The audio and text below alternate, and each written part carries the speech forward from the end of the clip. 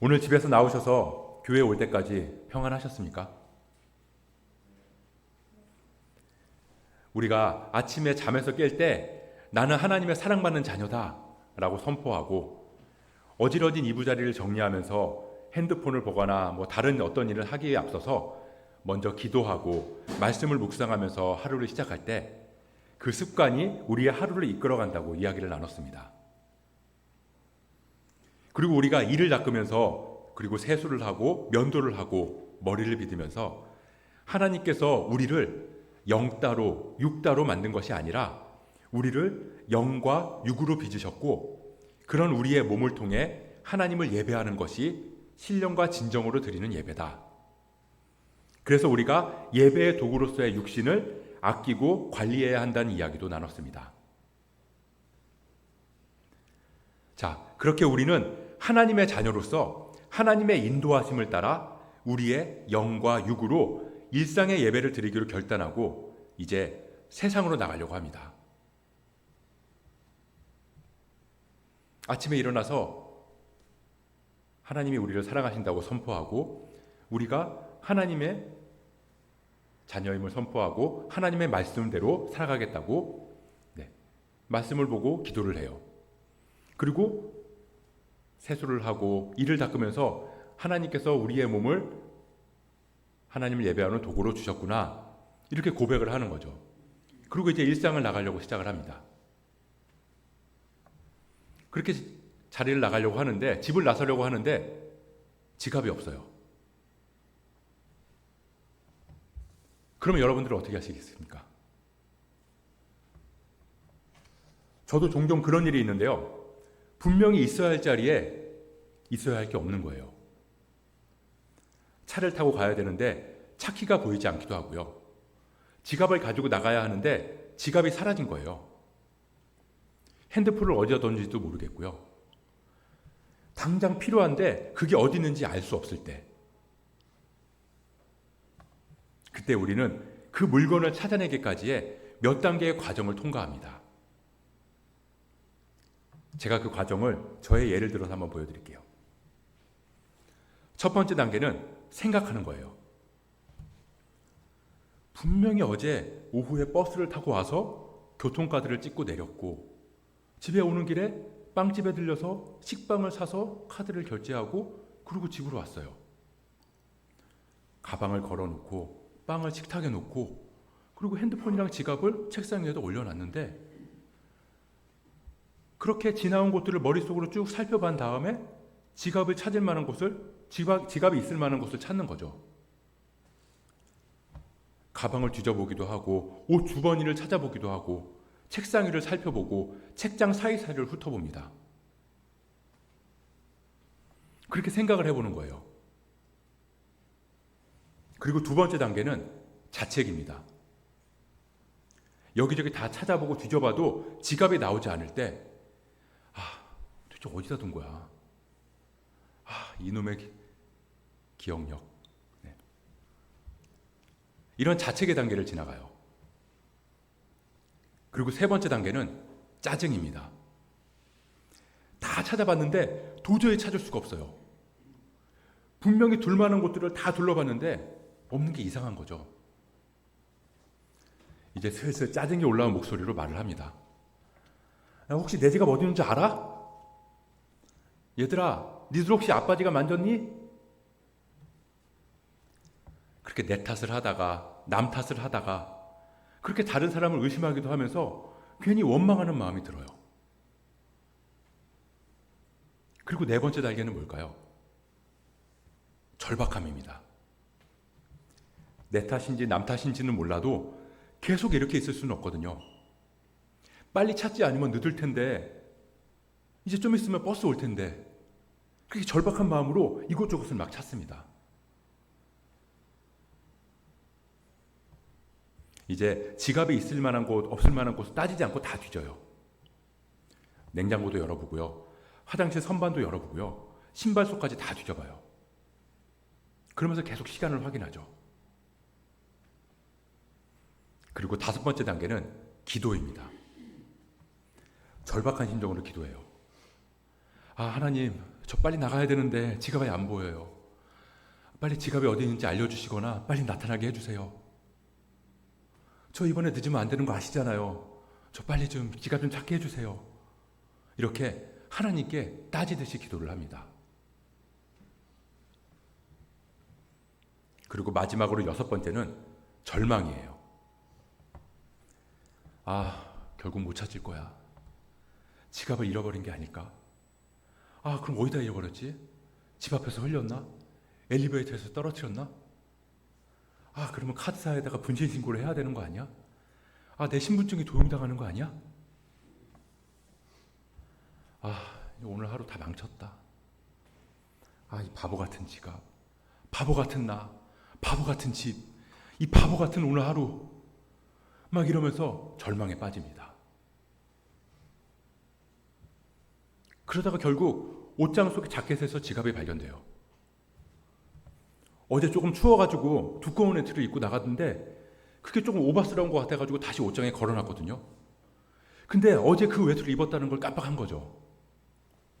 그래서 계속 다른 옷들을 뒤지고 막 집안을 다 뒤졌던 거예요. 이제 늦어진 시간을 만회하기 위해서 재빨리 움직입니다. 지금까지의 짜증과 절박함과 절망은 급속도로 머릿속에서 사라져버려요. 그냥 미해결 사건으로 끝날 뻔한 지갑 실종 사건이 작은 해프닝으로 마무리하게 된 거죠. 이런 일들은 우리의 일상에서 흔히 일어나는 일입니다.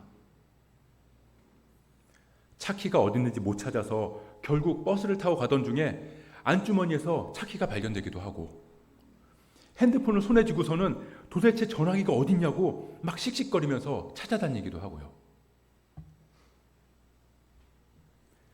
우리는 그 짧은 순간 동안 내가 내 감정을 통제한다는 게 얼마나 보잘것없는 것인지를 확인하게 됩니다. 완전히 무방비 상태가 돼서 내 안에 있는 모든 감정들이 다 모습을 드러내게 되거든요. 기껏해야 5분에서 10분 사이에 내 모든 감정들이 다 드러나요. 우리는 그걸 통제하지 못하죠. 때때로 우리의 일상은 참 순조롭습니다. 대부분 계획한 대로 잘 굴러가요. 그리고 그때 우리는 내가 내 감정을 잘 추스르고 컨트롤할 수 있다고 생각합니다. 그러다 어느 순간 아주 사소하고 작은 일들로 인해서 내가 조절할 수 있다고 여겼던 그 감정들, 분노하고 절망하고 의심하는 그런 내 안의 연약함이 순식간에 드러나게 된다는 거죠. 제가 그래요. 저는 일이 하나가 막 꼬이면요, 막 감정이 요동을 치더라고요. 괜히 엄한 물건에 막 화풀이 하기도 하고요. 당장이라도 그게 없으면 큰일 날 것처럼 막 조급하고 어쩔 줄 몰라 하기도 해요. 근데 그런 우리의 예상치 못한 일들은 우리의 삶 속에서, 아니 더 넓게는 세상에서 일어나고 있는 엄청난 고난에 비하면 아주 하찮은 거라는 거예요. 어쩌면 우리가 일상에서 겪는 아픔이나 괴로움은, 물론 아픔의 정도를 일반화시켜서 덜 고통스럽다, 더 고통스럽다 말할 수는 없지만, 그래도 우리를 휘청이게 하는 그런 일들에 비하면 상대적으로 작은 일이라고 할 수 있다는 겁니다. 그런데 이 지점이 일상에서 나 자신을 발견하는 장소일 수 있다는 거예요. 예수님께서 나의 사소한 감정, 화가 나고 짜증이 밀려오는 가운데서 친히 나를 만나 주시기로 계획한 곳이고, 이 순간이 성숙과 성화를 위한 기회라는 겁니다. 오늘 본문 사무엘상 25장을 보면 다윗이랑 나발이랑 나발의 아내인 아비가일에 대한 이야기가 나오는데요. 배경 내용을 살펴보면 이렇습니다. 나발이라는 사람이 있었는데 엄청나게 부자였어요. 양이 3,000마리, 염소가 1,000마리가 있었대요. 엄청나게 많은 가축이 있었던 거죠. 그렇게 많은 가축이 있으니 이 가축들에게 풀을 먹이려면 엄청난 노력이 있어야 되겠죠. 그래서 많은 하인들이 이 양이랑 염소를 데리고 풀을 먹이러 다녔던 거예요. 그러다 보면 자연스럽게 맹수들이 양을 노리기도 할 거고요. 도적들이 가축을 훔치러 오기도 할 거예요. 하인들이 몇 명이나 있었는지 모르지만 이 가축이 워낙 많으니까 커버가 안 됐을 거죠.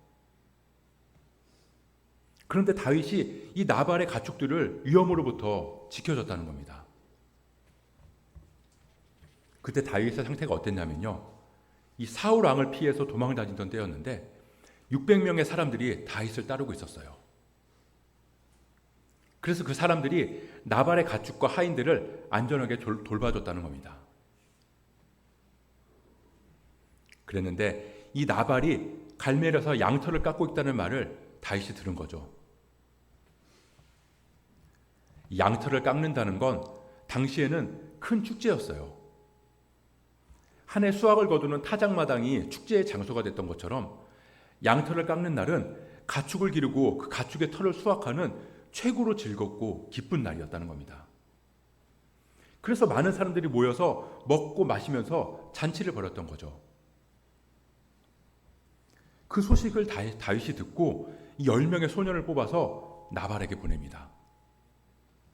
그리고 나발한테 가서 당신 하인들이 가축을 칠 때 우리가 지켜줬다. 그러니까 우리한테 음식을 조금 달라. 이렇게 말하는 거예요. 근데 나발이 다윗이 누군데 내가 누군지도 모르는 사람들한테 왜 잔치 음식을 주냐? 이렇게 말하는 거예요. 그리고 그 말을 10명의 소년들이 다윗에게 돌아와서 전합니다. 그랬더니 다윗이 그 600명 중에서 400명을 무장시켜서 나발한테 가는 거예요. 나발을 죽이겠다고 씩씩거리면서 말이죠. 근데 좀 의아한 게 뭐냐면요. 이 사실 상황을 보면 나발의 행동이 죽을 만큼 잘못한 행동이 아니라는 거예요. 그럴 수 있잖아요. 나발이 언제 다윗한테 도와달라고 한 적이 없거든요. 만약에 다윗이랑 나발이 서로 당신이 내 양떼를 지켜주면 아니면 내가 당신 양떼를 지켜주면 그러면 내가 이런 보상을 하겠다. 이렇게 계약을 맺었다면 그래서 나발이 그 약속을 지키지 않았다면 그러면 당연히 다윗이 분노하는 거고 그리고 무장하고 복수하러 가는 게 당연할 수 있다는 겁니다. 근데 지금 상황은 다윗 무리들이 양떼를 지켜줬다는 말을 하니까 그게 고맙기는 한데 진짜 양떼를 적극적으로 지켜줬는지 아니면 그냥 그 주위를 어슬렁거리기만 했는지 그것도 모르고 어쨌든 고맙기는 하지만 나발 입장에서는 그 대가를 보상할 의무가 없다는 거죠. 근데 오늘 같이 읽은 본문 후반부를 보면 22절에 내가 그에게 속한 모든 남자 가운데 한 사람이라도 아침까지 남겨두면 하나님은 다윗에게 벌을 내리시고 또 내리시기를 원하노라 하였더라. 지금 다윗은 자기의 사사로운 감정에 하나님의 이름을 대면서 분노를 쏟아내고 있다는 겁니다. 자기를 무시했다고, 자기를 대접해주지 않았다고, 내 수고를 인정해주지 않았다고 그렇게 말하면서 말이죠. 조금 쉽게 말하면 내가 저 인간 그냥 놔두면 사람이 아니다. 내가 눈이 흙에 들어가기 전에 저놈은 절대 용서하지 않을 거다. 이렇게 말하고 있다는 거예요. 그래서 학자들 중에는 이 사무엘상 25장의 내용을 보면서 이 나발의 어리석음을 보여주는 게 아니라 이 25장은 다윗의 어리석음을 보여주는 거다라고 말하기도 합니다. 지혜로운 아비가일의 지혜를 보여주려고 이 내용을 기록한 것도 아니라는 거예요. 만약에 아비가일의 지혜를 보여주고 아비가일을 드러내기를 원했다면 그러면 이후에 아비가일에 대한 내용이나 그가 다윗과 결혼한 후에 낳은 자식에 대한 이야기가 나와야 되는데 그런 내용들이 없다는 거죠. 그래서 이 사무엘상 25장 이전에 24장을 한번 볼 필요가 있어요. 24장에는 무슨 내용이 있냐면요. 그러니까 우리가 잘 아는 이 동굴에서 다윗이 사울의 옷자락을 몰래 베는 내용이 있거든요. 사울이 다윗을 쫓아가다가 용변이 급해서 동굴에 들어가서 볼일을 보고 있는 거예요. 근데 그 동굴이 마침 다윗이 숨어 있는 곳이었던 거죠. 그때 그 무리들이, 부하들이 이렇게 말하는 거예요. 이거야말로 하나님의 뜻입니다. 하나님께서 사울을 당신의 손에 넘기신 겁니다. 근데 다윗은 사울도 모르게 옷자락을 살짝 잘라내고는 죽이지 않고 사울을 그냥 돌려보내요. 그리고는 뭐라고 말하나요? 사무엘상 24장 6절 7절을 한번 보겠습니다. 사무엘상 24장 6절 7절. 자기 사람들에게 이르되 내가 손을 들어 여호와의 기름 부음 받은 내 주를 치는 것은 여호와께서 금하시는 것이니 그는 여호와의 기름 부음 받은 자가 됨이니라 하고, 다윗이 이 말로 자기 사람들을 금하여 사울을 해하지 못하게 하니라. 사울이 일어나 굴에서 나가 자기 길을 가니라. 사울은 기름 부음 받은 자다. 그러니까 하나님 외에는 누구도 그 사람을 해치지 마라. 이렇게 말하고 있는 거예요. 그럼 26장은 무슨 내용일까요? 26장도 우리가 잘 아는 내용인데요. 사울이 또 다윗을 잡아서 죽이려고 3,000명의 군사를 데리고 뒤쫓아오는 거예요. 그러다가 밤이 돼서 사울의 군대가 진을 쳤어요. 그래서 다윗이 자기 부하들한테 누가 나랑 같이 정탐하고 올래? 라고 했더니 아비새가 같이 가겠다고 한 겁니다. 그래서 둘이 같이 몰래 사울이 자고 있는 장막에 들어간 거예요. 근데 보니까 사울은 자고 있고 그 머리 곁에는 창이 있는 겁니다. 그러니까 이 부하인 아비새가 내가 이번에 확실히 사울을 죽이겠습니다. 이게 하나님이 주신 기회입니다. 라고 말하는 거죠. 그때 이번에도 다윗이 뭐라고 그럴까요? 사무엘상 26장 9절을 한번 보겠습니다. 사무엘상 26장 9절. 다윗이 아비새에게 이르되 죽이지 말라. 누구든지 손을 들어 여호와의 기름 부음 받은 자를 치면 죄가 없겠느냐 하고.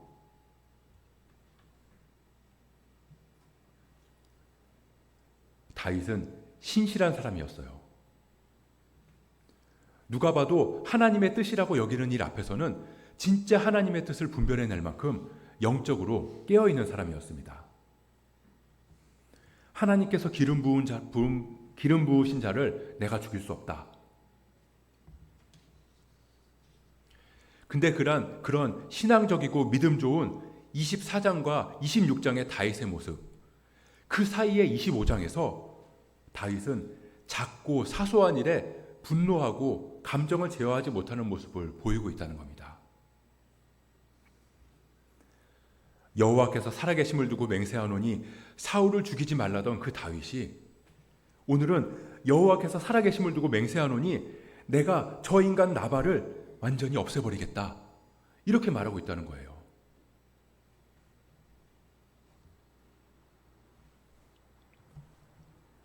우리는요, 뭔가 신앙적이다. 그러면 우리의 감정을 가리고 괜찮은 사람으로 보이려고 노력합니다. 그런데 신앙적이라고 생각되지 않는 일 앞에서는 그렇지 않을 때가 있다는 거예요. 예를 들어서 교회에서 교인을 대하는 나의 모습이 직장에서, 학교에서, 그리고 가정에서의 나의 모습과 다를 때가 있다는 거예요. 저부터도 그렇거든요. 교인을 만날 때는 감정을 컨트롤하면서 이해하고 참아주고 그런 신앙적인 모습을 보이지만 직장에서 부하 직원을 대한다거나 가정에서 부모님이나 자녀들을 대할 때는 조금만 내 감정을 건드리거나 나를 무시하고 인정해주지 않으면 분노가 터져 올라온다는 겁니다. 평온한 상태에서, 그렇게 예측 가능한 상태에서는 우리는 괜찮은 사람이지만 그렇지 않은 상황, 지갑을 찾는데 보이지 않고 바쁜데 찾기가 사라진 것 같은 그런 아주 작고 사소한 일에도 우리는 우리의 감정을 제어하지 못한다는 거예요. 마치 하나님 앞에서 바로 서 있는 다윗이 이성을 잃고 나발을 죽이겠다고 달려간 것처럼 말이죠. 뉴스에서 차사고로 희생당한 가족들의 이야기에는 눈물을 흘리는 우리지만 정작 길에서 차사고로 길이 막히면, 그래서 약속 시간에 늦게 될 때 우리는 그 길을 지나가면서 사고 난 사람을 원망하기도 하고요. 병으로 신음하고 아파하는 사람들의 이야기를 보면서 눈물을 흘리기도 하지만 우리는 동시에 병으로 고통스러워하는 사람을 수술하느라고 내 진료 시간이 길어지면 화가 나기도 해요. 이해한다고 말은 하지만 전혀 이해하지 못하고 내 감정과 상황만 생각할 때가 많다는 겁니다. 근데 그게 우리예요. 사울을 죽이지 않겠다는 다윗이 순간의 사소한 감정 앞에서 반드시 나발을 죽이겠다고 달려들어요. 그 간격이 너무나 큰데 그게 어쩌면 우리의 모습이라는 거죠. 내 힘으로 감당할 수 없을 만큼 엄청난 일 앞에서는 하나님을 찾고 이겨나갈 담대한 힘을 구하는 게 조금도 어렵지 않지만 정작 나를 건드리는 작고 사소한 그 감정의 문제 앞에서 우리는 하나님을 구하지 않는다고요. 그냥 화내고 의심하고 절망할 권리가 나한테 있다고 생각합니다.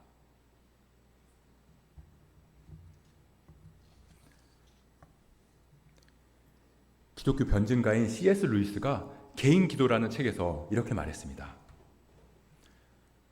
사람들이 날씨나 온갖 불편한 일에는 불평을 늘어놓으면서 기근이나 박해가 닥칠 때 감당할 수 있는 인내심을 달라고 구하는 것은 한마디로 우스운 꼴이라고 말하네. 뛰기에 앞서 걷기부터 배워야 하는 법. 우리는 우리의 삶에 엄청난 고난에 앞서서 먼저 평범한 하루에서 느끼는 우리의 감정과 싸워야 됩니다. 전쟁으로 찢기고 자연재해로 고통받을 때 우리가 자연스럽게 하나님을 찾게 되듯이 우리가 겪는 매일의 전쟁에서 우리는 감정을 추스르고 하나님을 찾는 법을 배워야 합니다. 빌립보서에서 말했듯이 무슨 일이든지 불평하지 말고 시비하지 말라는 그 말씀을 우리는 지켜낼 자신이 없어요. 그래서 우리는 슬픔과 분노와 좌절이 찾아올 때 그 작은 순간에 그리스도를 만나는 법, 우울하고 답답한 일상에서 그리스도와 이야기하는 법을 연습해야 한다는 겁니다. 그렇지 않으면 우리는 머릿속으로는 엄청난 고난 속에서 그리스도와 함께 동참하기를 상상하지만 정작 실제로는 수준 낮은 불만과 자기 감정에서 벗어나지 못한 삶을 살아갈 수 있다는 거예요. 우리는 죄를 고백하고 용서받고 믿음으로 다시 서는 연습을 끊임없이 해야 됩니다. 그걸 삶의 작은 순간들로 가져올 수 있는 방법을 찾아야 돼요. 그렇게 할 때 복음 그 자체가 나의 하루 안으로 들어오고 나의 일상의 순간들이 변화될 수 있습니다. 그렇게 우리 안에 주님을 향한 믿음이 조금씩 자라나는 거예요.